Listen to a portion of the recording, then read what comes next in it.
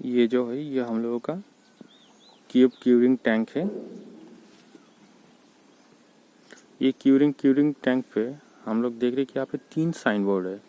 3 sign board में यहाँ पे जो फर्स्ट है वो है एक आइडेंटिफिकेशन मार्क। आइडेंटिफिकेशन मार्क मतलब ये क्या है, इसमें कोई भी आके बोल सकती है कि यहाँ पे क्यूब हम लोग जो क्यूरिंग करते हैं उसका ये टैंक है। उसके बाद इसका जो राइट साइड है, राइट साइड में यहाँ पे है कि क्यूरिंग टैंक को हम लोग वीकली इसको क्लीन करते हैं। हर वीक में इसको अगर नहीं हम लोग क्लीन करेंगे तो अंदर क्या होता है, एक ग्रीन टाइप का जो फंगाई होते हैं वो फंगाई जम जाता है। तो इसको बढ़िया से क्लीन करके हम लोग ईच एंड एवरी वीक है ना, हम लोग इसको बढ़िया से क्लीन करते हैं कि मतलब कि बाद में क्या होता है कि मतलब वो ग्रीन फंगाई टाइप का ना आए।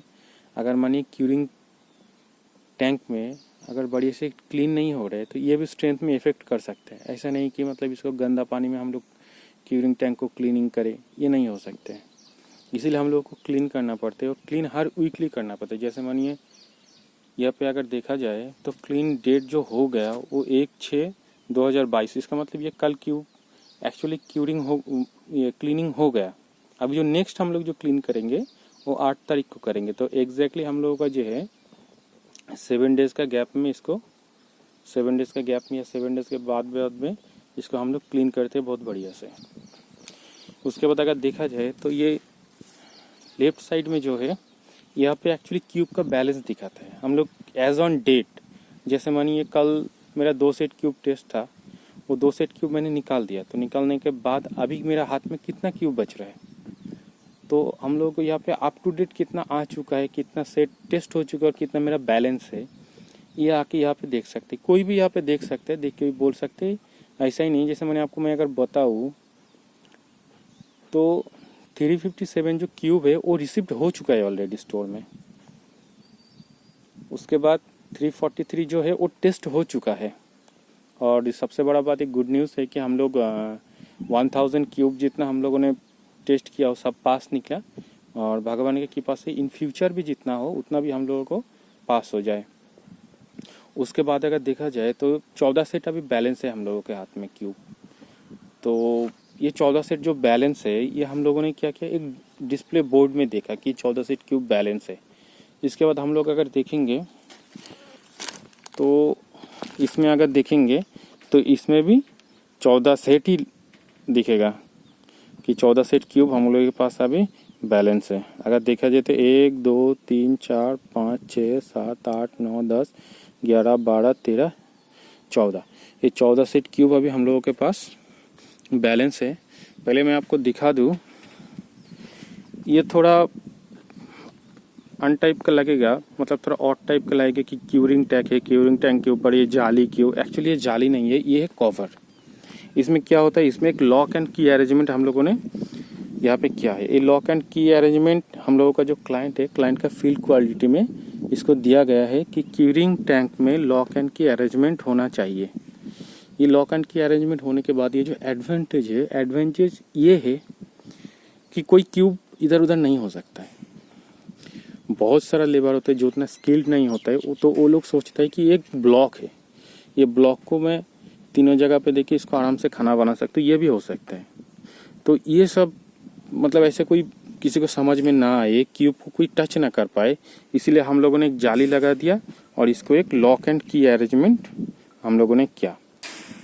ये करना पड़ता है, ये लॉक एंड की। और क्यूरिंग टैंक का जो पानी है अगर देखा जाए तो ये बहुत क्लीन है, एकदम पूरा क्लीन है क्यूरिंग टैंक का पानी। इसका क्लीन होने का कारण यही है कि इसको हम लोग एवरी वीक इसको क्लीन करते हैं।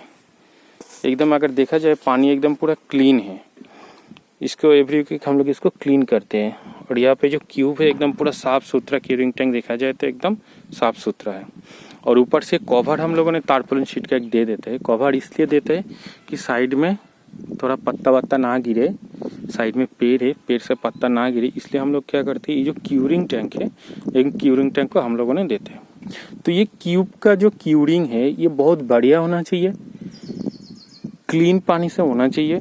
मुझे लगता है कि ये वीकली क्लीन भी करना चाहिए, तब जाके हम लोगों का जो स्ट्रेंथ है, स्ट्रेंथ में क्यूब का कोई गड़बड़ नहीं आएगा। नहीं तो बाद में बहुत दिक्कत आ सकता है, क्योंकि हम लोगों का जितना मेहनत होता है, कोई अगर स्ट्रक्चर आज कास्टिंग हो रहा है तो 28 डेज के बाद उसको जो टेस्ट करेंगे तो स्ट्रक्चर कैसे काम हुआ, स्ट्रक्चर का क्वालिटी क्या है, स्ट्रक्चर का स्ट्रेंथ क्या है, ये सब मेंशन होता है हम लोगों को क्यूब को देके। इसलिए क्यूब को रखना, बेबी क्यूब को रखना, बेबी क्यूब को केयर करना, उसके बाद 28 डेज में उसको टेस्ट करना, ये बीच का जो प्रोसेस होता है ये बहुत बहुत बहुत इंपॉर्टेंट है। अदरवाइज ये क्यूब फेल हो सकता है। इसको अगर नहीं मेंटेन किया गया तो क्यूब फेल हो सकता है। अगर आपको ये मैं क्यूरिंग टैंक का डायमेंशन बता दूं तो क्यूरिंग टैंक का जो डायमेंशन है ये 2.5 मीटर बाई 5.5 मीटर ये क्यूरिंग टैंक का डायमेंशन है। और हाइट लगभग हम लोगों का जो है 2.5 फीट का है हाइट। 2.5 फीट मतलब 600 लगभग 1 मीटर का हम लोगों का ये क्यूरिंग टैंक का हाइट है। ये क्यूरिंग टैंक का जो कैपेसिटी है हम लोगों का, इसे तो हम लोग वॉल्यूम में निकाल सकते हैं। ये बहुत मतलब हम लोग अगर चाहे तो एक साथ में बहुत क्यूब यहाँ पे स्टोर कर सकते हैं इसका। और इसका जो क्यूरिंग टैंक का जो मेन और एक चीज़ देखा जाता है वो है पानी, वाटर जो इसका साफ़ सुथरा होना चाहिए। और एक चीज़ होता है जो इसका टेम्परेचर जो मेन है वो टेम्परेचर इसमें मेंटेन होना चाहिए, सबसे बड़ा बात है। तो अभी मैं आपको एक थर्मोमीटर वो करके मैं दिखाऊंगा कि मेरा क्यूरिंग टैंक का जो वाटर का टेम्परेचर है वो कितना सेंटीमीटर है, सॉरी कितना डिग्री सेल्सियस है।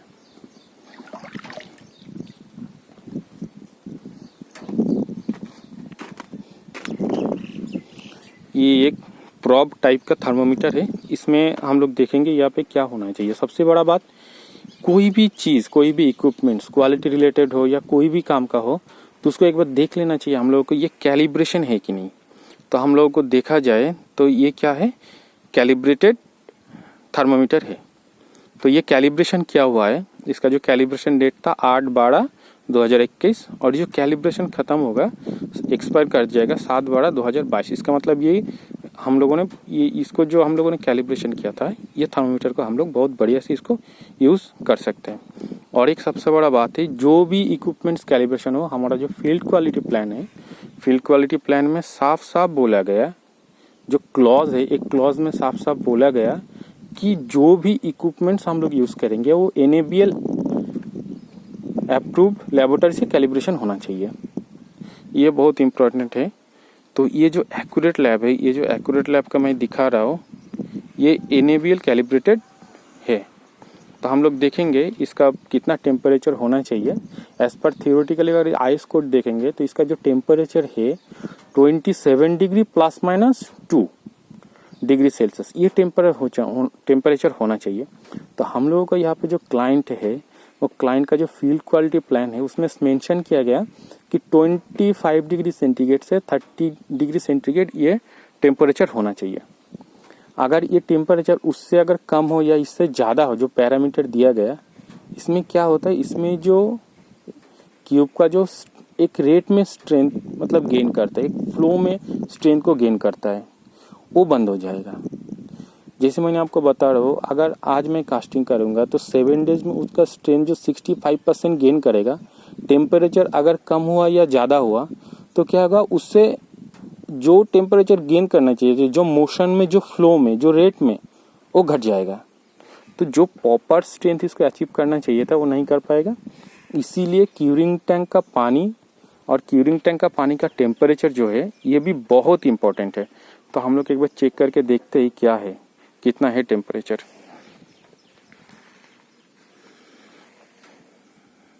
हम लोगों को टेम्परेचर एक्चुअली चाहिए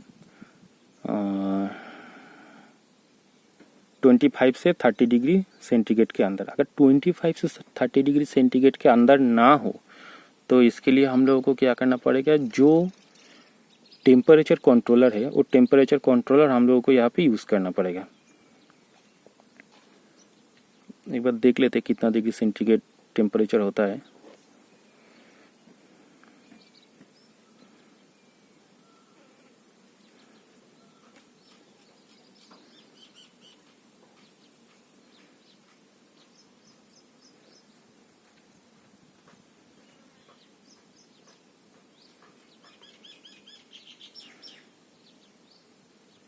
और स्टेबल होगा, ये जो हो रहा है टेम्परेचर जो होगा थोड़ा स्टेबल और होगा। स्टेबल होने के बाद ये सब दिखा रहा है।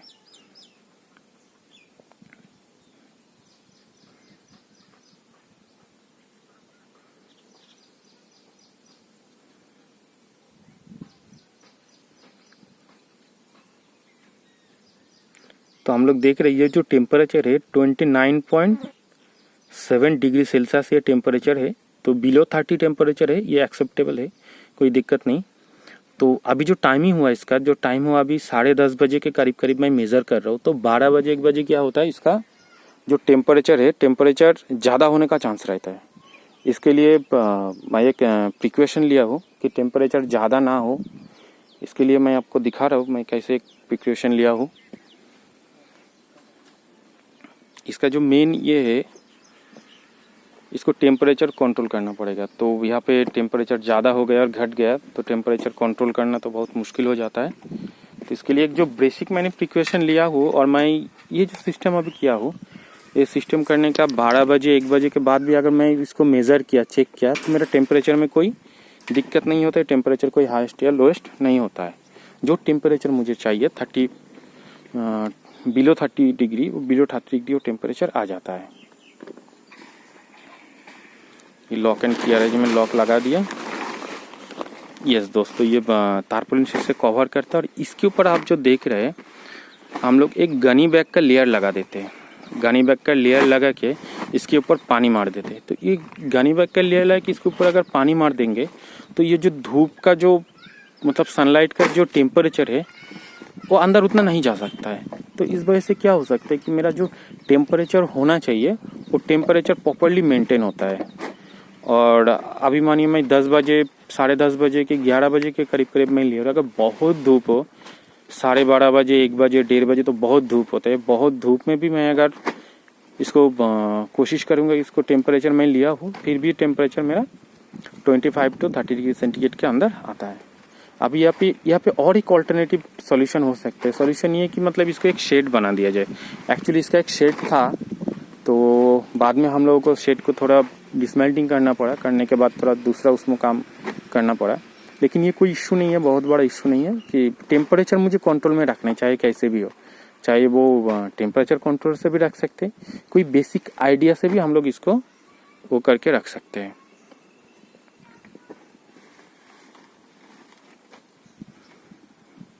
ये जो 2 लेबर है, एक दोनों ही बहुत स्किल्ड लेबर है। इन लोगों को बहुत बढ़िया से मैंने ट्रेनिंग दिया।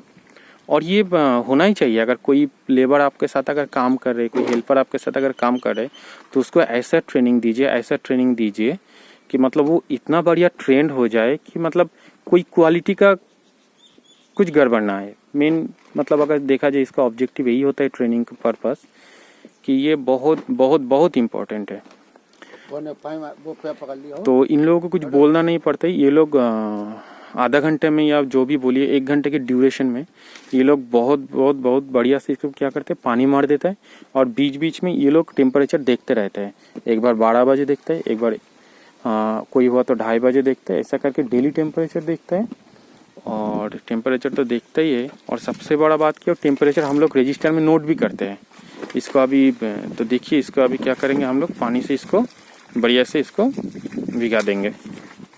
क्या इसका मेन पर्पस ये कि हम लोगों का पानी का जो टेम्परेचर है वो टेम्परेचर कोई घट ना जाए, कोई बढ़ ना जाए। अगर घट गया बढ़ गया तो इसको क्या हो सकता है, ये टेम्परेचर स्ट्रेंथ, अगर कंक्रीट क्यूब का जो स्ट्रेंथ है उसमें इफेक्ट कर सकते हैं टेम्परेचर।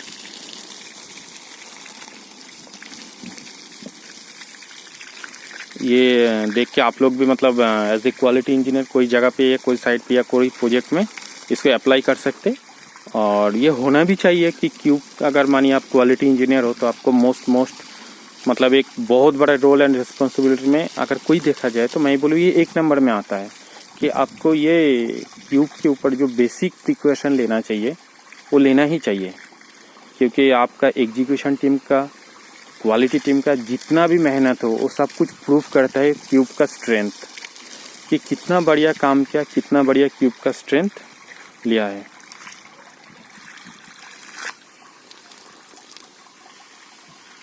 बस बंद कर दो काका।